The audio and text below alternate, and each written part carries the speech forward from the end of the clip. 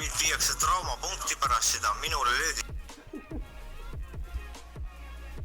Ja isa soovitusel, et isa soovitas mul seda teha, haamriga pähe lüüa ja ma tegin seda.